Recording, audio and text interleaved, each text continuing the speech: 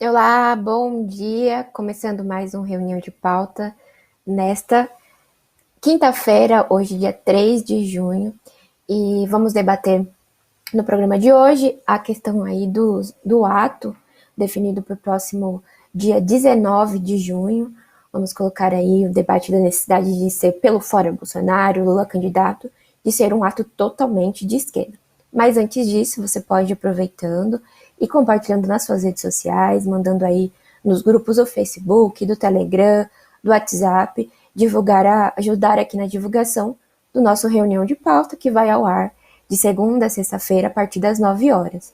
Você pode também, além de contribuir na divulgação, contribuir financeiramente. Se você apoia o desenvolvimento de uma imprensa operária, revolucionária, como a COTV, contribua também pelo chat, dá para contribuir com o super chat, com o super sticker, ou caso você queira ir mensalmente, já deixar definido para não esquecer, para garantir para nossa COTV uma renda mensal, você pode tornar-se um membro.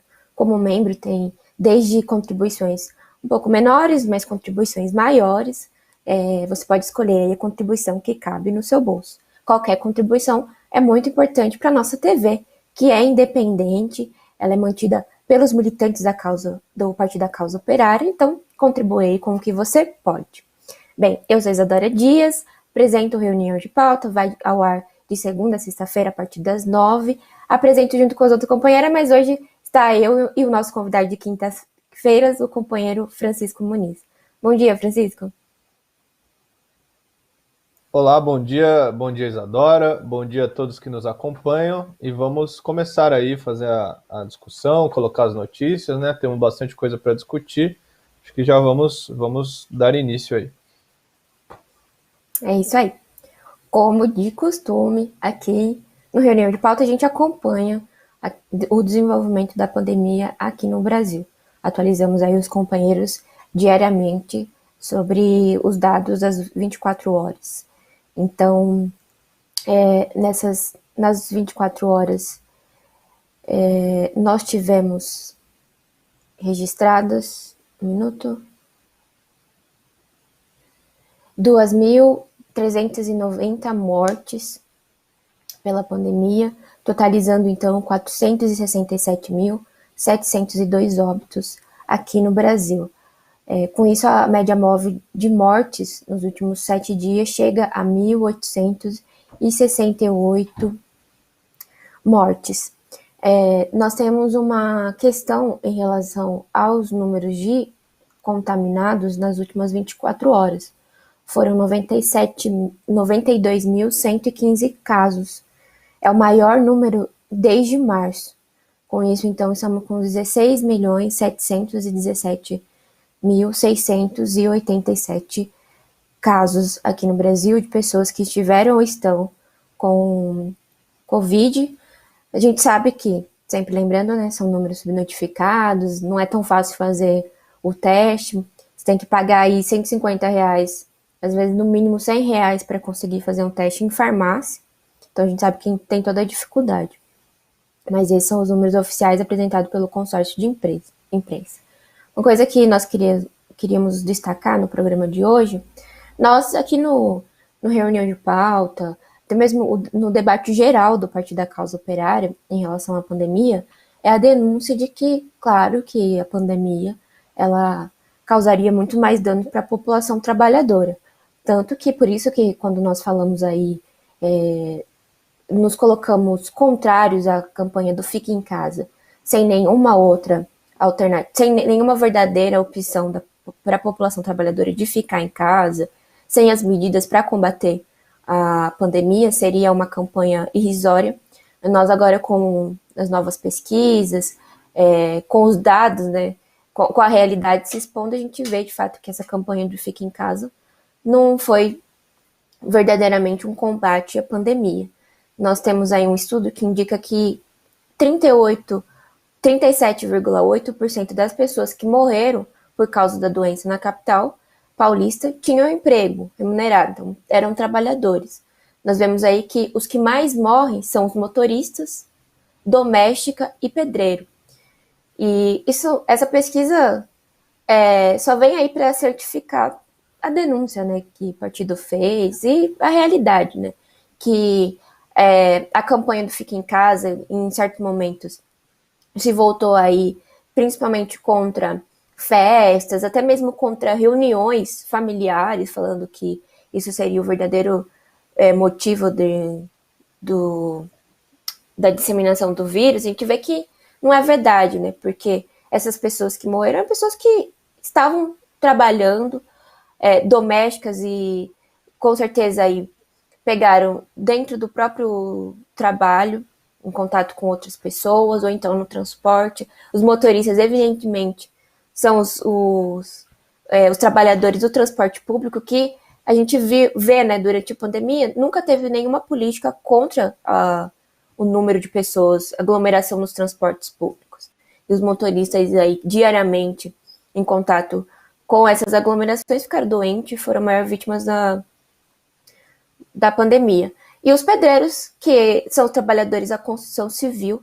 Nós aqui do Partido da Casa Operária, lembro que nós fizemos um debate sobre a necessidade de paralisar também o serviço de construção civil, porque isso não foi paralisado durante a pandemia.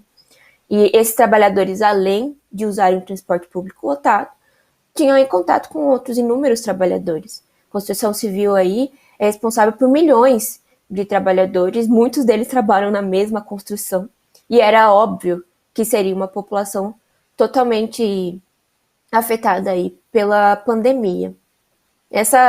O companheiro Francisco até comentou, né? Parece até que a gente já falou dessa notícia, porque é algo tão óbvio, né? Algo que a gente estava levantando tantas vezes, que quando surge uma pesquisa é só testar algo que, na realidade, nós ainda mais militantes que estivemos em atividade por todo esse período da pandemia, a gente sabia que isso aí não precisaria nem de muita pesquisa para mostrar, para certificar que as verdadeiras vítimas da pandemia são os trabalhadores. No fim das contas, é uma coisa meio lógica, né? Que nem você falou, é uma coisa óbvia, uma coisa lógica. Afinal de contas, se o problema da pandemia é a questão da aglomeração, e isso é colocado aí por todo mundo, quem que aglomera mais do que o trabalhador que está no transporte público, né, do que o trabalhador que está na fábrica, o trabalhador que está trabalhando todos esses dias? Eu acho que isso deixa claro que a política do Fica em Casa, ela não é exatamente uma política da forma como ela foi feita, né? Ela não é exatamente uma política de contenção da pandemia ou de contenção do vírus. Ela é, na verdade, uma política de preservação da classe média, da pequena burguesia e também da burguesia, né? Ela é uma política colocada em prática por esses setores para preservar a própria vida. Porque você vê, né? A esquerda, apesar de ter colocado a questão do Fica em Casa o tempo inteiro, feito a maior propaganda com isso daí, a esquerda e a direita, né? Também a gente fala que é uma política da esquerda, mas a bem da verdade é uma política da direita, é uma política do Dória, é uma política aí da direita que não quer que o pessoal saia de casa para se manifestar, né? Para se colocar, se expressar politicamente. Então, a esquerda, que o tempo inteiro falou sobre o problema do fica em casa, é preciso ficar em casa, a gente colocou uma oposição a isso daí, de chamar as pessoas a sair às ruas, a continuar fazendo atividade política, e a esquerda também sempre se colocou contra, criticou, né? No começo fez a maior polêmica, dizendo que nós estaríamos espalhando o vírus por aí. A esquerda colocou essa questão como prioritária, mas nunca empreendeu, nunca fez nenhuma luta para que os trabalhadores pudessem ficar em casa. Não houve isso daí, né? Existem aí uma série de lideranças sindicais, né? Pessoas que estão, inclusive, na direção dos movimentos da classe trabalhadora, que poderiam, se eles realmente acreditam que o correto é que o povo fique em casa, eles poderiam ter chamado uma série de greves, poderiam ter chamado toda uma mobilização para que realmente a classe trabalhadora pudesse ficar em casa. No entanto, isso nunca foi feito, em momento algum. Não houve nada desse tipo. O que houve é o seguinte, inclusive, uma demonstração disso, que eu sempre achei assim, um negócio escandaloso, sempre que eu via, né? é que a palavra de ordem da esquerda, num determinado momento, teve até um ajuste. Se puder, fique em casa. Ou seja, nós vamos ficar em casa.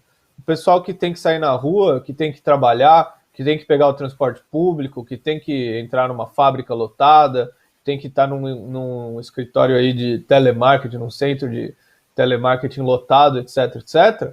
Esse pessoal não pode ficar em casa, então não vai ficar em casa e que se dane, entendeu? Tem que sair, tem que morrer, quem vai ficar em casa somos nós.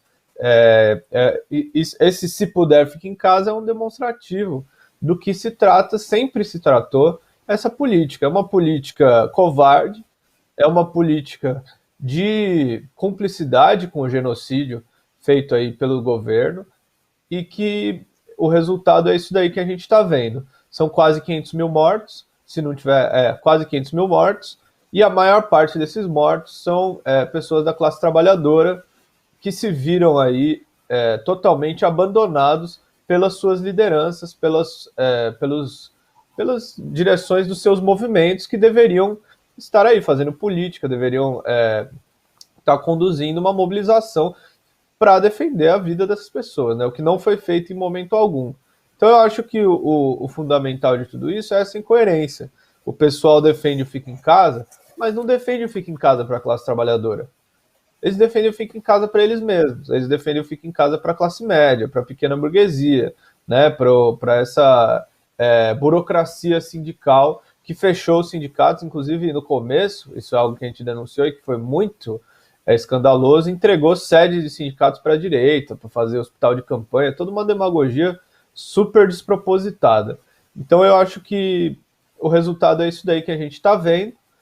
Por sorte, né, e aí a gente vai entrar nisso quando a gente tratar do tema central, essa política foi assassinada e enterrada pelas mobilizações do último dia 29, né? Na verdade, ela foi assassinada já no 1º de maio e no dia 29 ela foi enterrada, colocada abaixo totalmente, né, pelas mobilizações do dia 29. Eu acho que isso é muito positivo, isso que aconteceu, o fim dessa política, a política do fica em casa acabou, ficou no passado, e agora, inclusive, já tem atos programados para datas muito próximas, etc. e tal, com toda a campanha contra, a gente vai falar disso também, né? Campanha contra da direita e tudo mais, mas não tem importância, a gente vai fazer, mesmo que o Estado de São Paulo e a Folha não gostem, né? Então eu acho muito importante destacar isso daí, e, enfim, não sei até se a gente já faz uma ponte para o próximo, mas pode falar. Não, eu queria destacar outra questão dessa notícia, Chico, porque é apontado aí o número de empregadas domésticas mortas, e digo já empregadas domésticas porque a maioria é composta por mulheres, né, 90,8%, e negras, 53,6%. É o total de empregadas domésticas que morreram em relação à pandemia. E isso me lembrou a campanha demagógica, né, que a gente viu o Dória realizar em relação à vacina, né?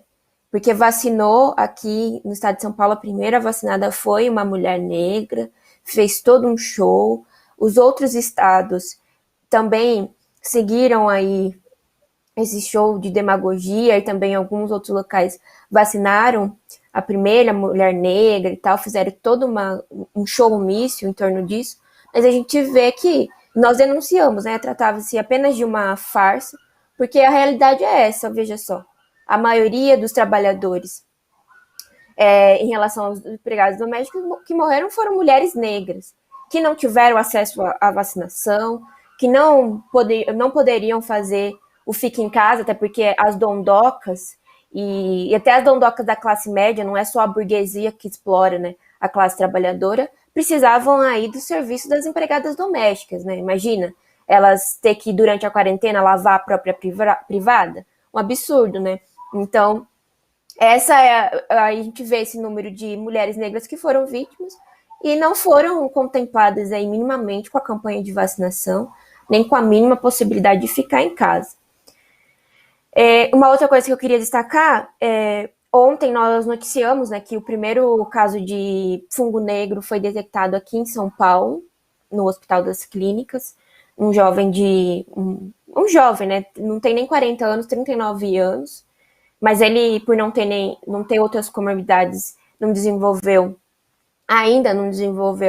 os sintomas mais graves da doença, mas em Campo Grande, um homem de 71 anos morreu por conta aí do fungo negro. Ele testou positivo para a Covid-19 em 18 de maio, e depois começou a apresentar os sintomas desse fungo negro e morreu. E aí, então, a gente já tem um caso sendo investigado de fungo negro em Santa Catarina, tem essa morte em Campo Grande, temos também um caso sendo investigado no norte, temos esse caso confirmado aqui em São Paulo, que prova que o fungo negro já está aqui no Brasil, causando vítima. E se não tiver uma vacinação em massa já, com uma vacina eficiente, a gente vai ver que nós colocamos aqui ontem no debate, a pandemia tende agora a ter um agravante, que é esse fungo negro, que inclusive é uma forma aí, ele se desenvolve por conta tem influência por conta do Covid, porque além de diminuir a imunidade da pessoa que está doente com o Covid, ele também tem relação ao aumento de glicose no sangue, por isso que ele é mais perigoso para os diabéticos. E parece que a pessoa contaminada com Covid tem essa alteração. Então, por isso tem desenvolvido por conta da pandemia do coronavírus. Bem, Isso era isso. bom, fala. Eu Não, queria só só, para passar sobre para essa você. questão, destacar uma última coisa, que, bom, isso, obviamente, isso demonstra a falência do sistema de saúde brasileiro, que é um negócio vergonhoso aí, que não houve nenhuma medida de reforço ao sistema de saúde público no Brasil, numa situação em que isso era uma coisa óbvia. É óbvio que se deveria estatizar todos os hospitais, é óbvio que se deveria fazer um fortalecimento do sistema de saúde público do Brasil, e não houve nada disso, né? A esquerda faz a campanha super demagógica, viva o SUS e tal, tudo bem, né? Lógico que a gente é a favor do SUS e etc., mas é essa campanha demagógica aí que, no fundo, é uma defesa da vacina do Dória, né? No fim das contas, né? Mas uma campanha, uma luta política que se coloque aí pelo fortalecimento do sistema de saúde público aqui no Brasil não foi feito em nenhum sentido. Eu queria destacar o comentário da companheira Angelina Silva, que falou o seguinte: pessoas pobres pagando por testes, enquanto foram jogados quase 7 milhões de testes vencidos. Né? Eu vi essa notícia e me ocorreu exatamente isso daí. É um negócio totalmente absurdo que se esteja jogando fora teste de Covid-19 numa situação que a gente tem 16 milhões de pessoas contaminadas com o vírus. Como assim? Não se usou os testes? Não tinha gente para você aplicar o teste? É um negócio totalmente maluco, assim, se eu for pensar até. Porque como que não se fez uma campanha de teste em massa? Né? Deveria se ter testado toda a população do país, feito teste no metrô, na rua, em todos os pontos possíveis, com todo mundo que passa, entendeu? Passar na casa das pessoas para fazer o teste e tudo mais. É uma coisa vergonhosa que o pessoal esteja jogando teste fora. É absurdo, é totalmente absurdo. Eu queria destacar esse comentário porque eu vi essa notícia e eu pensei essa mesma coisa. O pessoal pagando 150 conto pelo teste, R$ 200 às vezes, sendo que tem teste vencido sendo jogado fora. É absurdo. Só isso, É mais para sobre esse tema. manter, é para ajudar a manter os casos subnotificados, né?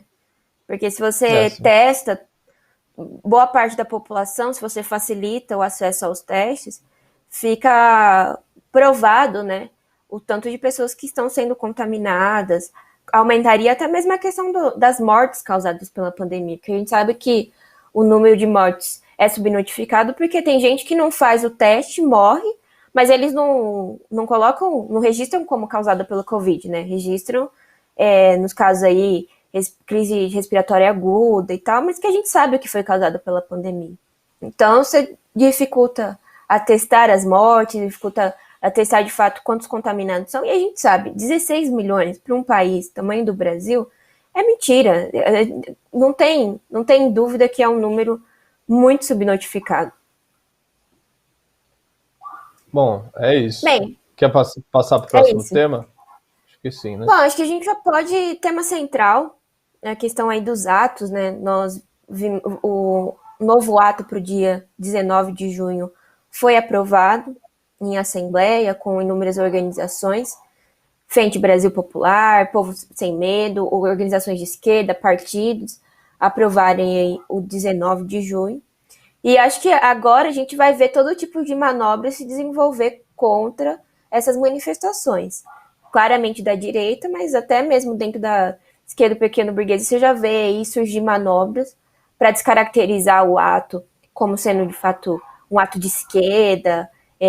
Tanto que a gente até colocou, né? Tem que ser um ato pelo fora Bolsonaro e também Lula candidato. A gente sabe que a questão do Lula dentro do setor da esquerda pequeno burguesa tem divergência, mas para ser verdadeiramente um ato combativo, não basta ser só um ato pelo fora Bolsonaro. Porque o fora Bolsonaro, de certa maneira, é o interesse da burguesia. Nós vemos aí todas as manobras para tentar colocar uma terceira via, que seria a direita civilizada. Então, os atos podem ser usados para ser articulado para, às vezes, levantar aí a terceira via. Tanto que no reunião de pauta nós apresentamos a declaração do Luciano Huck, que falou que os atos deveriam ser verde e amarelo. Deveriam aí ter outros setores da população que são contra o Bolsonaro, mas não são setores de esquerda, né? É a direita que está tentando se reciclar.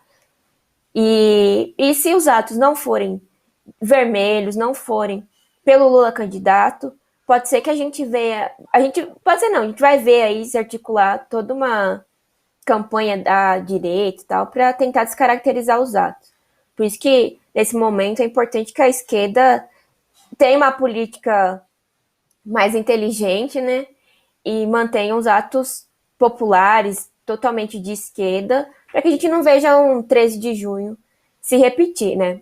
Junho de 2013 se repetir. Mas também a gente tem que colocar que vai ser uma manobra difícil, porque a situação é muito mais crítica do que foi em 2013.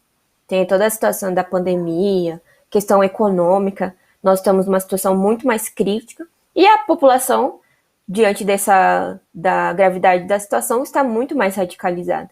Tanto que a gente viu aí já, os atos já começaram grandes. Nem a direita, nem a esquerda esperavam que os atos seriam tão grandes, que demonstra essa radicalização. Então, para tentar manobrar, para ser atos aí mais, vamos dizer, moderados, que dê para a direita articular, vai ser um pouco difícil, mas nós vemos isso acontecer. Tem até já matéria na Folha, né, Chico, fazendo campanha contra os atos, toda aí a gente já vê se desenvolver uma campanha. Então, eu queria também destacar, né, que é lógico que vai ser muito mais difícil fazer esse tipo de manobra. A burguesia naturalmente vai tentar, o pessoal deve ter uma postura totalmente intransigente contra o negócio do... Não sei se foi colocado isso daí ainda, mas contra o negócio do abaixar a bandeira, não levar a bandeira de partido, esse negócio de que tem que ter um pessoal de verde e amarelo no ato, tem que ser totalmente intransigente com isso daí, não tem nada a ver. A direita não tem que sair às ruas nesse ato, até porque a direita foi quem elegeu o Bolsonaro. E também essa direita aí, do Luciano Huck, esse pessoal, isso aí é a minoria até dentro da própria direita. Porque a direita está saindo às ruas quando o Bolsonaro chama. Né? A direita, na verdade, está indo no ato bolsonarista. Esse é o setor mobilizado da direita. Né? O que o Luciano Huck também quer fazer é procurar mobilizar aí um setor direitista aí que seria mais uma base dele, né, e dessa terceira via aí que eles chamam, para sair às ruas e procurar ver se eles conseguem colocar o Bolsonaro, colocar um candidato de direita que seja no lugar do Bolsonaro. Sobre essa questão da matéria da Folha, né, que eu estava comentando com você antes, é o seguinte, a matéria diz que a escolha pelo 19 de junho, pelo ato, não teve apoio unânime das centrais sindicais. Aí se explica o que aconteceu, que se escolheu o ato para o dia 19 de junho, faz-se uma campanha de que poderia ser aí um problema da aglomeração, né, que aqui tá uma colocação aqui da Folha. A organização dos protestos é criticada por especialistas, não sei quais, não cito, pela possibilidade de uma terceira onda da pandemia, ou seja, já se prepara uma campanha para botar a culpa nos protestos por uma possível terceira onda da pandemia, que também não tem nada de terceira onda, porque teria uma terceira onda se tivesse havido um arrefecimento da segunda onda, coisa que não houve, né? Não teve a segunda onda, vai continuar, a onda é uma só, né? Se você for pensar bem, no fim das contas. A pandemia não deu trégua em nenhum momento no Brasil, ela deu uma trégua falsa na época das eleições, só para o pessoal poder sair na rua distribuindo santinho e pedindo voto,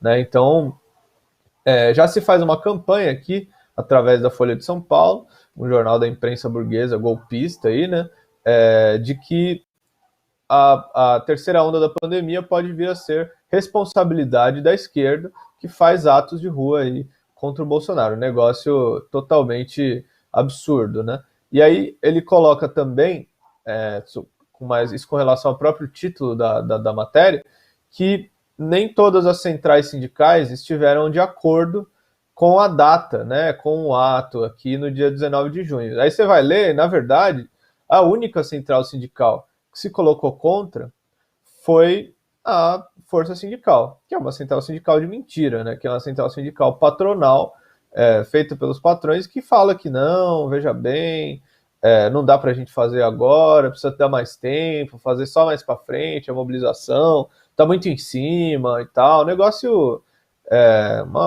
um argumento totalmente idiota, considerando que o pessoal ficou aí mais de um ano sem sair às ruas e agora vem falar que está muito em cima, não sei o quê. É uma coisa besta, mas que vem aí, logicamente, da força sindical, né? Que isso também é um dos problemas de se colocar a força sindical nessa discussão, né? A força sindical defende o interesse dos patrões, da burguesia. Então eles se colocam contra a realização do ato. No entanto, quando você lê a matéria, você vê que todas as outras lideranças, né, de todos os movimentos, estão a favor de que se realize o ato no dia 19 de junho. Mas é óbvio e evidente que a imprensa burguesa ia usar o fato de alguém ter se colocado contra e destacar isso no título da matéria, né? Então, para mostrar, eu acho que tem vários ângulos aí de campanha contra, né? E são esses dois principais. Um já vai querer responsabilizar a esquerda pela terceira onda da pandemia, e o outro é essa questão de colocar que nem todo mundo está a favor do ato, dentro da esquerda, etc, etc, sendo que também não é fato, que isso daí é uma colocação de uma central sindical fantoche dos patrões. Acho que você está sem som, Isa. Mostra o caráter dessa central, de fato, uma central patronal, e mostra também o caráter de quem se colocar contra as manifestações. Não tem essa de terceira onda da pandemia, como o Chico colocou, estou de acordo. Aqui no Brasil, a gente está na primeira onda, a gente está vivendo um tsunami, porque a situação nunca melhorou, e se a gente continuar em casa, como a esquerda ficou durante um ano, vai vir terceira, quarta, quinta onda, vai vir onda de doença pior, a gente está vendo o desenvolvimento desse fungo negro. Isso daí é resultado do combate à pandemia ter ficado totalmente largado. Ninguém fez nada, ninguém combateu a pandemia, além de ter possibilitado que centenas de novas cepas de vírus se criassem, agora tem até o desenvolvimento de uma doença muito pior. E aí, se a gente ficar em casa, esperando ter segurança sanitária para fazer alguma coisa, a gente vai ficar em casa para sempre. Porque a direita não vai facilitar, como eles não vão fazer nada como eles não fizeram até agora. Então é o momento mesmo de sair às ruas e combater não só o Bolsonaro, mas toda a direita golpista responsável pelo Bolsonaro, responsável por essa situação. Vejam só, no governo do Dória, morreram mais de 100 mil pessoas. Como ele seria oposição ao Bolsonaro? É esse tipo de pessoas que a gente vai deixar atacar o ato, ou então tentar se articular junto com os atos? De forma nenhuma. A esquerda tem que ter uma política combativa, por isso que coloco novamente em discussão a questão do Lula. como candidato e Lula presidente, porque também a candidatura do Lula é uma possibilidade, é a única possibilidade de derrotar o golpe, derrotar os golpistas, impedir aí qualquer outra articulação da direita. E, bem, não sei se você quer comentar alguma coisa, Chico, em relação à candidatura do Lula. Eu acho fundamental colocar isso daí. Eu acho que a defesa da candidatura do Lula é exatamente isso que você falou. É uma forma de impedir que, que a direita e esses setores direitistas da esquerda pequeno-burguesa tome conta do ato. Né? Tem que se colocar, inclusive, uma discussão importante que o Lula esteja presente nos atos e tudo mais. Né? Eu acho que isso daí já está sendo discutido, de que a presença do Lula seria muito positiva no ato, não só porque aumentaria o ato de tamanho consideravelmente, aí o pessoal ia ver o que é um ato grande de verdade, né? Mas também porque espantaria esses setores da direita que não querem ver o Lula perto deles, nem pintado de ouro, né? Então eu sou totalmente a favor e acho que é fundamental que se coloque isso daí. Né? A questão da candidatura do Lula, só para deixar claro, não está garantida. Muita gente age como se o Lula, inclusive, já tivesse ganho a eleição, que nem aconteceu ainda. Né? A gente sabe que tem muita coisa para acontecer entre hoje e o dia da votação no ano que vem, né? E que a direita pode fazer muita coisa para impedir tanto que o Lula seja candidato, mas também para impedir que o Lula ganhe. Né? O companheiro Rui comentou isso na análise política da semana desse último sábado, foi um tema que ele falou bastante sobre diversas manobras aí que a direita fez para impedir a vitória do Lula em eleições que já estavam até, do ponto de vista da pesquisa, mais garantidas, né, entre aspas, do que essa. Né? O Lula aí, acho que era nas eleições de 94, estava com 60% das intenções de voto.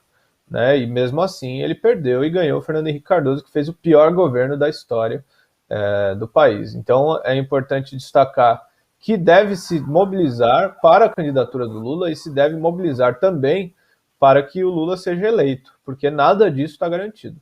Né? A direita golpista não vai simplesmente permitir que o Lula ganhe a eleição depois de ter gasto tanto com o golpe de Estado.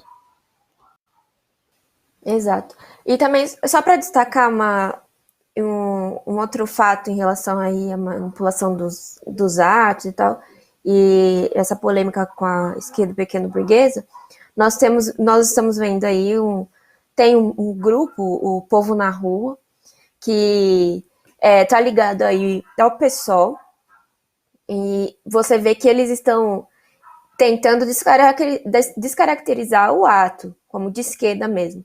As propagandas desse grupo em relação a atos tem bandeira do Brasil, as cores são em preto e branco, você vê que é um negócio esquisito, tentando aí, enfim, é o setor do pessoal querendo também se colocar como alternativa ao Lula, né? Então, por isso que a gente destaca, o ato precisa ser vermelho, precisa ter a presidência do Lula, porque também impediria até essas próprias articulações que a gente vê dentro da esquerda pequeno-burguesa se desenvolverem contra o Lula. E facilitar, né? Possibilitar que o ato seja tomado pela direita, porque é isso que acontece, né? Eles têm, comparado à direita, baixo orçamento, não são donos da imprensa, então se eles possibilitarem que o ato se descaracterize como esquerda, quem vai sair ganhando não é eles, é a própria direita, né? Exatamente, que foi o que aconteceu também em 2013, a gente viu aí que foi o sequestro dos atos pela direita foi uma grande preparação aí do golpe de Estado que viria a acontecer 3 anos depois, né? Então é importante destacar isso daí. A burguesia deve estar muitíssimo preocupada com os atos, com a mobilização que foi muito grande. Então a gente tem que ficar atentos para todo esse tipo de manobra que eles vão obviamente tentar realizar. Eu acho que a clareza política da população hoje é muito grande também com relação ao momento anterior, né? Que eu acho que em 2013 as coisas estavam mais confusas, mas depois do golpe de Estado, né?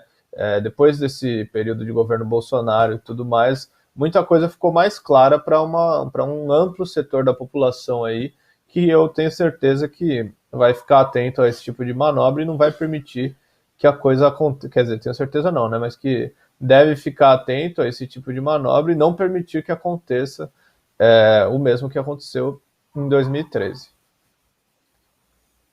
Pois é.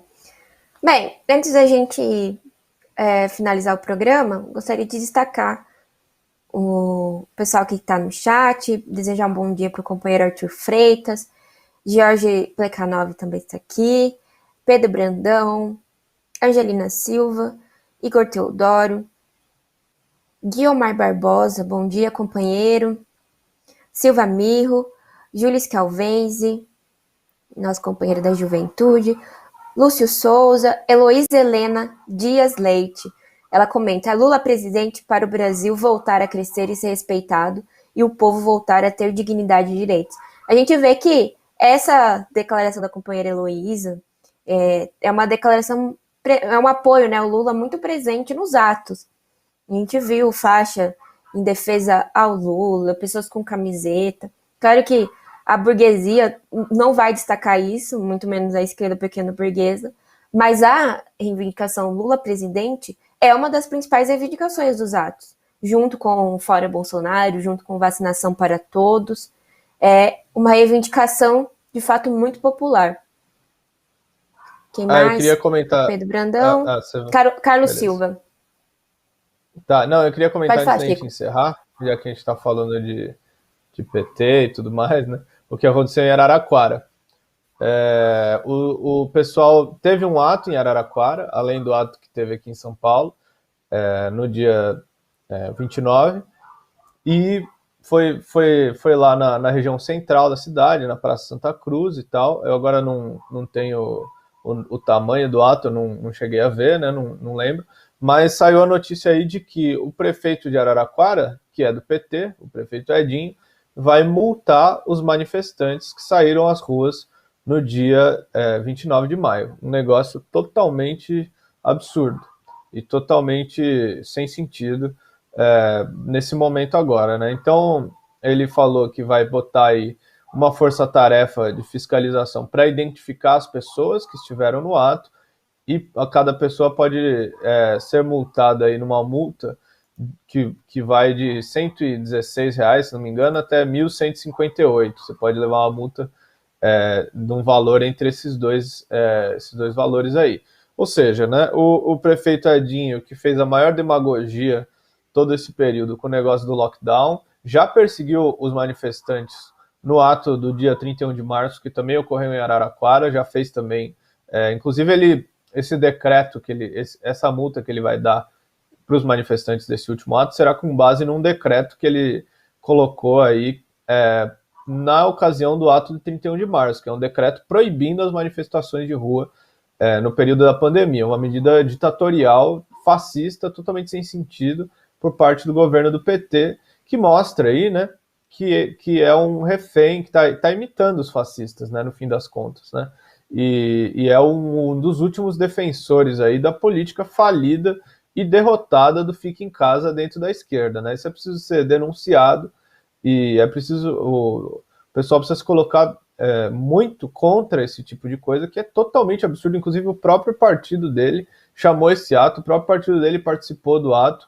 É uma coisa absurda que ele vá multar o pessoal só para fazer uma demagogia aí de que ele está lutando contra o Covid, coisa que é ridículo, não tem luta contra o Covid, não tem nada. Isso daí é ditadura, impedir as pessoas de saírem às ruas uma coisa, é ditadura, é a supressão do direito da população de se expressar politicamente. Exato. Só para destacar, o Edinho aí fez toda a propaganda, né, que combateu a pandemia e tal, mas foi só diminuir um pouco os números que ele voltou às aulas.